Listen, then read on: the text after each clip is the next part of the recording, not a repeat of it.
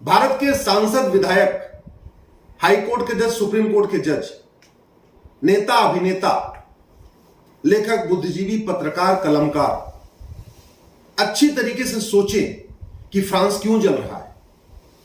France में तो बेरोजगारी भी नहीं है, फ्रांस में कुपोषण भी नहीं है, फ्रांस में प्रदूषण भी नहीं है, फ्रांस में सबको बढ़िया रोटी कपड़ा मकान है, फ्रांस में हाईवे भी है, एक्सप्रेसवे भी है, अच्छी अच्छी गाड़ियां भी हैं, एयरपोर्ट भी अच्छे हैं, अच्छे स्कूल हैं, अच्छे कॉलेज हैं।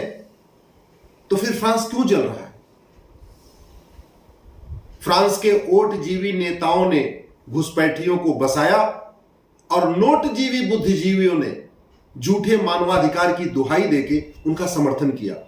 और आज वही घुसपैठिए जो वहां शरण लेने आए थे पूरे फ्रांस को जला रहे हैं। इसके पहले फुटबॉल जब वर्ल्ड कप चल रहा था, जब फ्रांस ने मोरक्को को हराया, तब भी उन्होंने पूरे फ्रांस में आग लगाया। और अब फिर से उनको बहाना मिल गया कि पुलिस ने एक बच्चे को मार दिया है, फिर से उन्होंने पूरे फ्रांस में आग लगा दिया।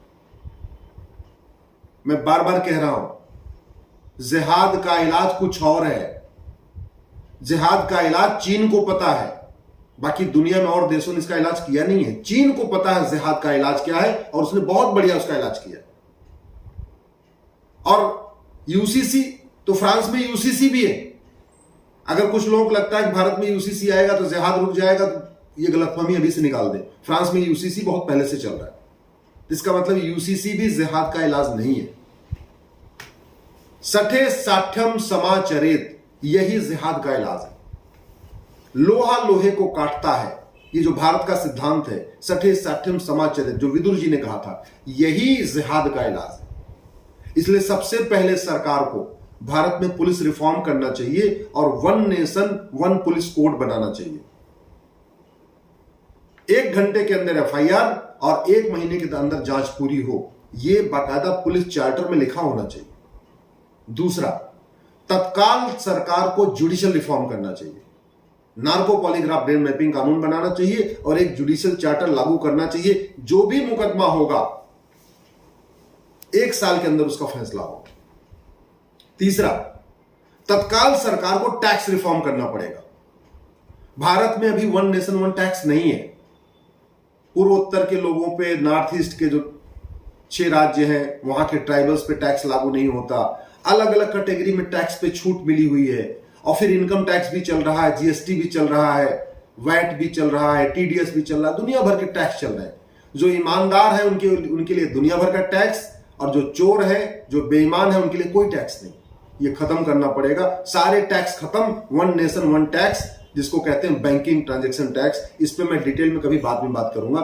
लेकिन जिहाद का अगर इलाज करना है तो आपको वन नेशन वन टैक्स यानी बैंकिंग ट्रांजैक्शन टैक्स लागू करना पड़ेगा।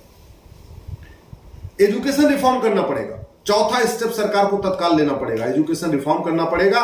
और जो स्कूल नफरत सिखाते हैं, जिन स्कूलों में नफरत सिखाने वाली किताबें चल रही हैं, उनको बैन करना पड़ेगा 14 साल तक के सभी बच्चों के लिए।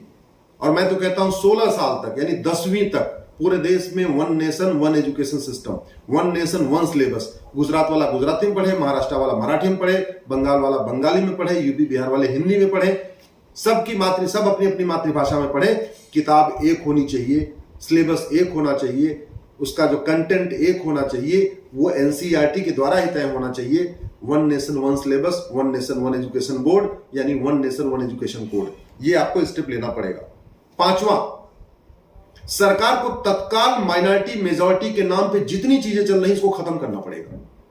ये माइनॉरिटी और मेजॉरिटी हमारे अगले विभाजन की फाउंडेशन बना रहा है। सुप्रीम कोर्ट ने 2005 में बाल पाटिल केस में कहा था, 3 जजों की बेंच ने, जस्टिस धर्माधिकारी ने जजमेंट लिखा हुआ है कि माइनॉरिटी मेजॉरिटी का कॉन्सेप्ट जो रिलीजियस बेस पे है, ये बहुत ही खतरनाक है।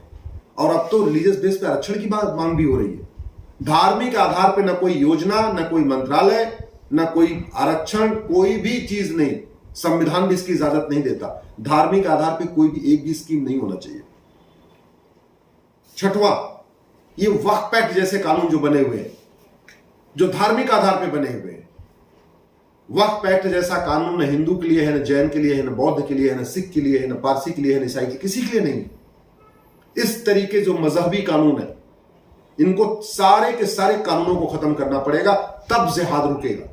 मैं बार बार कह रहा हूं, फ्रांस में सब कुछ है, बस दिक्कत क्या थी, उसने सठे साठ्यम समाचर्य सिद्धांत को नहीं अपनाया, उसने विदुर को नहीं पढ़ा, उसने चाणक्य को नहीं पढ़ा। जिहाद का अगर इलाज करना है तो आपको चाणक्य और विदुर नीति को और चाणक्य नीति को फॉलो करना ही पड़ेगा, नहीं तो फ्रांस की तरीके एक दिन पूरा भारत जलेगा। 7वां, घुसपैठ को देशद्रोह घोषित करना पड़ेगा। घुसपैठियों के ऊपर नेशनल सिक्योरिटी एक्ट लगाना पड़ेगा, एनएसए, यूएपीए लगाना पड़ेगा और घुसपैठ को देशद्रोह घोषित करना पड़ेगा। क्योंकि घुसपैठ का मूल कारण घूसखोरी है। घुसपैठिए घूस दे के आते हैं, घूस दे के आधार बनवाते हैं, घूस दे के राशन कार्ड बनवाते हैं, घूस दे के वोटर आईडी बनवाते हैं, घूस दे के बर्थ सर्टिफिकेट बनवाते हैं। सारा काम घूस पे ही चलता है और बाद में घूस दे के बैंक में खाता खुलवा लेते हैं, फिर फ्री का मकान, फ्री की दुकान, फ्री का राशन कार्ड, सब कुछ फ्री का राशन लेते हैं। दिल्ली में तो मुफ्त में पानी भी ले रहे हैं, मुफ्त में बिजली भी ले रहे हैं, सब घुसपैठिए मजे कर रहे हैं। घुसपैठ को देशद्रोह घोषित करना पड़ेगा और घुसपैठियों को कम से कम 10 साल से 20 साल की सजा देने का कानून बनाना पड़ेगा, तब ये घुसपैठ रुकेगी। फ्रांस में देख लीजिए कितने 10 लाख घुसपैठी हैं, पूरे फ्रांस को आग पे उन्होंने ढेर पे खड़ा कर दिया। भारत में तो 5 करोड़ से ज्यादा घुसपैठी आ चुके हैं। 9वां, क्योंकि सभी जो देश विरोधी काम है उनकी फंडिंग कालाधन से होती है, हवाला से होती है, इसलिए कालाधन और हवाला के खिलाफ कठोर कानून बनाना पड़ेगा। जिनके खिलाफ कालाधन मिले, जिनके खिलाफ जो हवाला का धंधा कर रहे हैं, उनके खिलाफ एनएसए लगाना पड़ेगा, यूएपीए लगाना पड़ेगा और देशद्रोह की धारा लगाना पड़ेगा। 10वां, धर्मांतरण हमारी राष्ट्रीय सुरक्षा के लिए खतरा है।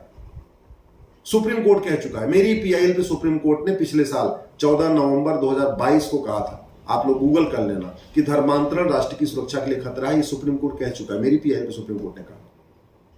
जब सुप्रीम कोर्ट कह चुका धर्मांतरण राष्ट्रीय सुरक्षा के लिए खतरा है, तो हम धर्मांतरण कराने वाले जिहादियों और मिशनरियों पे एनएसए क्यों नहीं लगा रहे, यूएपीए क्यों नहीं लगा रहे, देशद्रोह की धारा क्यों नहीं लगा रहे, उनकी 100% प्रॉपर्टी क्यों नहीं जब्त कर रहे, उनके घरों को हम डिमोलिश क्यों नहीं कर रहे, उनको हम आजीवन कारावास की सजा के लिए कानून क्यों नहीं बना रहे।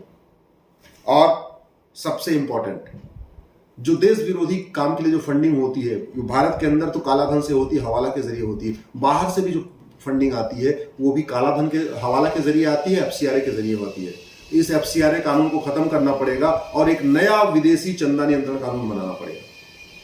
तो जिहाद रोकने के लिए, भारत को बचाने के लिए एक नहीं 11 कानून बनाने पड़ेंगे। यूसीसी से केवल और केवल मुस्लिम बहनों का फायदा है। यूसीसी से न जिहाद रुकेगा, न मजहबी उन्माद रुकेगा, न कट्टरवाद रुकेगा, न चरमपंथ रुकेगा। इसका सीधा सीधा एग्जांपल मैं आपको फ्रांस का बता रहा हूं।